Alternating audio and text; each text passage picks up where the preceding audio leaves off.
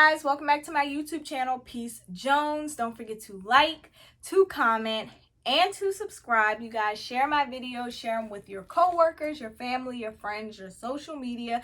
Just make sure that you share them so that we can get this content out, okay? I have a video tonight for the travel segment for my female solo travelers that may be wondering, how do I stay safe when I travel solo, okay? So I have 10 tips to keep you safe. If you practice all 10 of these, I guarantee you that you'll be a-okay, all right? So number one, lie. Lie about everything. If people ask you any question that you feel uncomfortable answering, lie. Lie about who you're there with, lie about being alone, lie about your name, lie about what hotel you're staying at, lie about what area you're staying in, lie about where you're from, lie about where you're going next. Just lie about everything, okay? I find that when you lie, it almost seems like you get people off your back a little bit quicker than if you tell the truth. Then they're like, oh, you're from here? Oh, my granddad's from there. Oh, what part are you from? Oh, you're staying at this hotel? Oh, I love that area. What room are you in? No, just lie. A lot of times what I do is I lie about even being alone. I always say that I'm with my husband and he's in town for some type of conference for law enforcement. He's a police officer and I'm just here having a drink or whatever until he finishes. That way, A, you know that I'm not alone. B, not only am I not alone, I'm with a law enforcement officer. And C, you kind of know to just leave me alone, right? There's no more getting to know me. There's no more, oh, well, maybe we can have a drink. No, I'm here with my husband. He's a law enforcement officer and he's at a conference right now, okay? So that just cuts a lot of conversation short, all right? Number two, do not advertise your location. I cannot emphasize this enough. You know what I find really annoying? When I travel solo and I purposefully do not share my location, I purposefully do not tag the restaurant or lounge or bar or location that I'm at on social media, right? So I may post it, but I purposefully do not tag it. And then what happens? I go to my messages and there's literally 60,000 messages from people that are like, oh my gosh, where are you? Where is that? What is that? Tell me where this is. And I'm just like, don't you think if I really wanted you to know, I would have tagged the location? So clearly, I'm not at a point where I really want to share that with people, right? So do not advertise your location. I don't care how many messages you get, how many DMs, how many texts, how many phone calls. Do not advertise it. The only time I drop my location is literally the last day and I'm flying out or I'm in the airport or I'm already back at home and I post all of my pictures and I tag where I was at for the past 5 to 7 days, okay? No one needs to know. I don't care how much they bother you, how much they beg, how much they pester you. Do not share your location because you never know what people's intentions are. And it's just really, really dangerous for so many reasons, okay? Number three, carry a small compact bag. When I travel, I literally carry like a fanny pack or I carry like a clutch or a wristlet. You do not want no big old tote bag. You do not want any, like, really a shoulder bag is even kind of dangerous because you have to think about it. A lot of times when you're traveling, you're in high touristy areas and there's a lot of like pickpocketing going on. So if you have a shoulder bag that easily unzips or someone can easily stick their hand in it, trust me, these pickpocketers are really, really good and they can easily get a hold of your items, okay? If you have a big tote, once again, it's usually an open tote. Somebody can dig their arm right in it and there goes all of your essentials, okay? So keep a compact bag, a little wristlet, something that's on your wrist. You can easily feel if someone's grabbing onto it. A fanny pack, wear it on the front part of your body, just something that's very compact and small and you can just really keep it close up under you, okay? Number four, master your poker face, okay? For me, I feel like I have naturally a resting bitch face, so I feel like a lot of times I already come off as not being very friendly and you really kind of have to talk to me to figure out and actually see like, oh, she's really nice, she's really friendly. But master that poker face, because one thing about traveling alone is that you're gonna have people just be curious, right? Like, who is that girl sitting over there at that steakhouse all alone? Or who is that girl at that club sitting in that section alone? Or why is this girl at the park all alone, right? So people are naturally gonna wanna, figure out what's going on with you, right? Master that poker face. That way you're not looking too friendly, right? You're not looking eager. You're not looking like you're, lost, or you're looking for friends, or you're looking for companionship. Just kind of chill. Keep that face chill. You know what I mean? I'm not saying be rude or nasty, but just don't make yourself look super approachable, because if you do, it almost kind of makes you a target, okay? Number 5, share your trip itinerary and location with at least one trustworthy individual. So for me, I hadn't been doing this for the longest time, just because I'm such the type that, like, the older I get, the more privacy I want. And I'm kind of like, I book my trips, I go. I don't really care to tell other people. I don't really care to inform them or keep them updated. I'm just doing me, right? But I have learned the importance in doing so, just because this world is so crazy. And what can it hurt if you share your itinerary and just drop your location with one trustworthy friend that you know, if anything went wrong, they have your information and they know how to act upon it and make sure that, they get that word to authorities or whoever needs to have it immediately and properly, okay? So I have started doing that. I usually share it with a guy friend that I know, really cares about me, is gonna check my location every now and then, is gonna check in with me, is gonna make sure I get home safely and all of that. So highly recommend that. It doesn't have to be a guy friend. It could be your boyfriend. It could be your husband. It could be your best female friend. It could be your mother. It could be your aunt. It could be your coworker. Just share it with someone trustworthy that you know isn't going to share it with anyone else, and isn't going to invade your privacy or anything if you do give them that information, okay?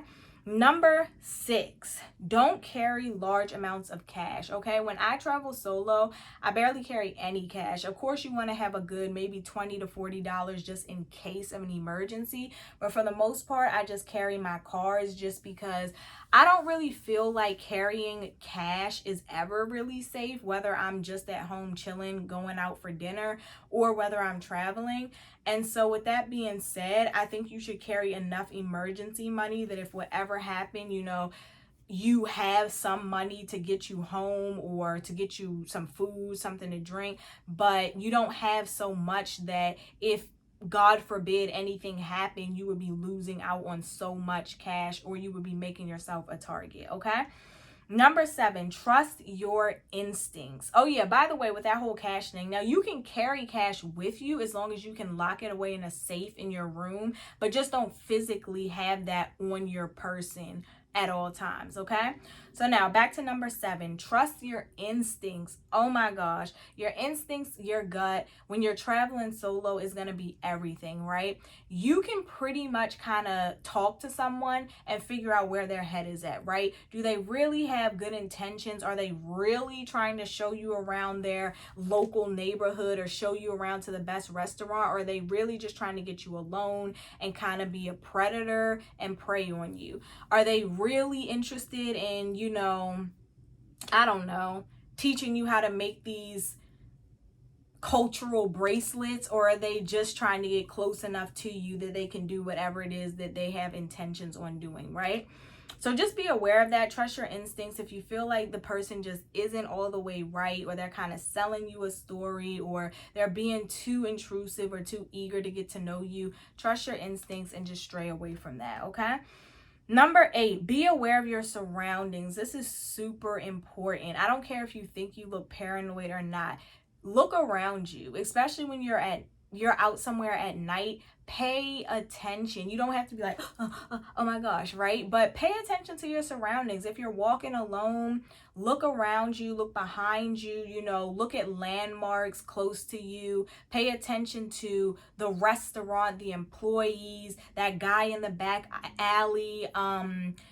Just be very aware and alert. That way, if anything happens, you can always pinpoint things, you know, get a good look at people's face, look at the street you're on, look at the cross streets, look at the landmarks, remember what times you were at certain places. Just really be aware and alert when you are traveling alone, because one thing about traveling in groups is like you kind of always have that backup, right? So like if something happens, if you can't remember it, you know your friend can. Or if you kind of didn't get this and that right, or if you can't get that description, you know your friend can, right? But when you're alone, you really have to be on point. That's why I say, like, when you're alone, try not to drink too much, try not to be under any type of influence to where as though it can alter your ability to really think and process things, okay? Because you're really counting on yourself when you're traveling alone.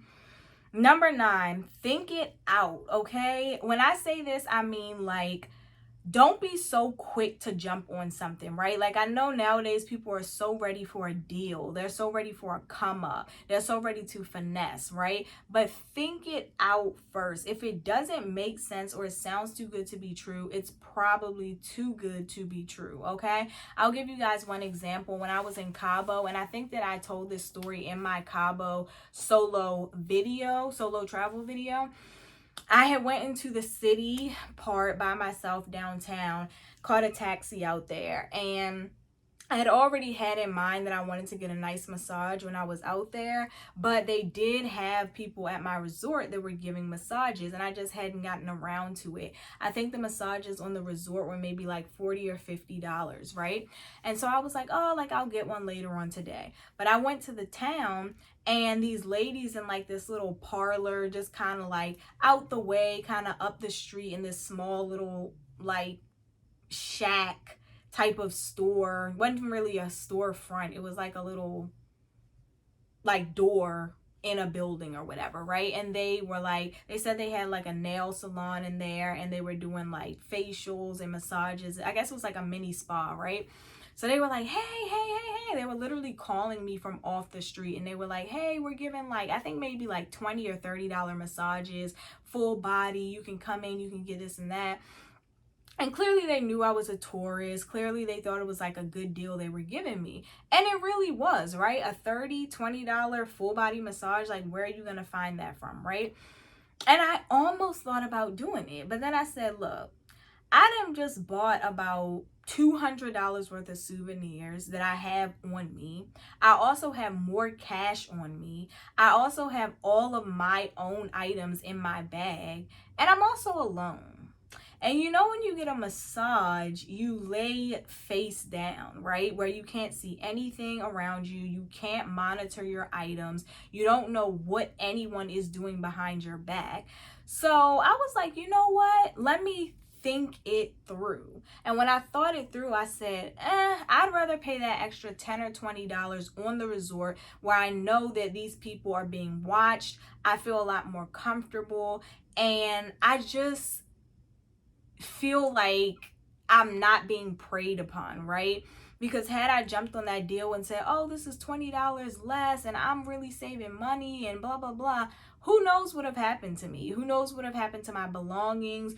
Who knows what would have happened to my souvenirs? It just wasn't a great idea. So think things through. Don't be so quick to jump on every offer that you get when you're traveling alone, okay? And number 10, just fit in. That was one thing I did really well in New Orleans, okay? So I feel like certain cities, it may be a little bit more obvious that you're not from there, but most places you can kind of just fit in, right? And I think that fitting in gives you a really huge advantage over maybe the solo traveler that doesn't know how to do that, because when you fit in, it's like, okay, well, she's from here. She's already hip to, you know, what's going on.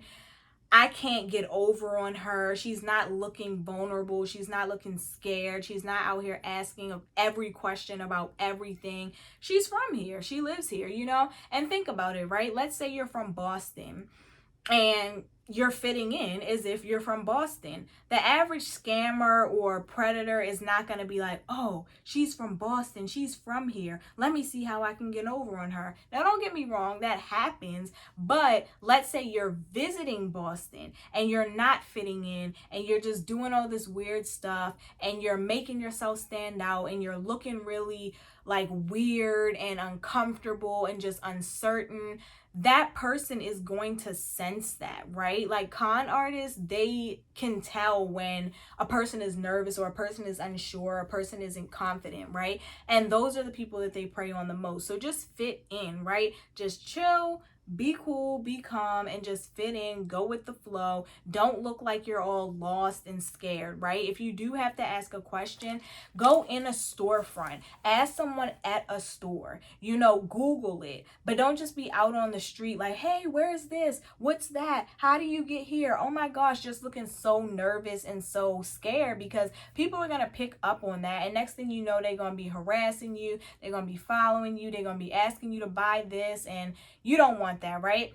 And then out of those 10, the 11th bonus step is to just trust God. I know everyone doesn't believe in God. Everyone isn't religious. But in my case, I do believe in God. And I feel like my prayers for safety are always what keep me safe. My traveling mercy prayers, always praying before, during, and after a trip. And I just feel like that's ultimately what always keeps me safe, what always keeps me out of trouble. So if you guys do believe in a higher power, whether it be the universe, Allah, Buddha, Jesus, God, whoever it is, just try and say a prayer before, during, and after to keep you safe. And yeah, that is it, you guys. I will see you in the next video. Don't forget to like my video. Hit that thumbs up button. Don't forget to subscribe to my channel. And don't forget to comment below. Let me know. Let me know if there's any tips that I missed. Let me know if there's anything that you do that you feel is really important when you travel solo. And let me know if you have any questions in general about female solo travel, okay?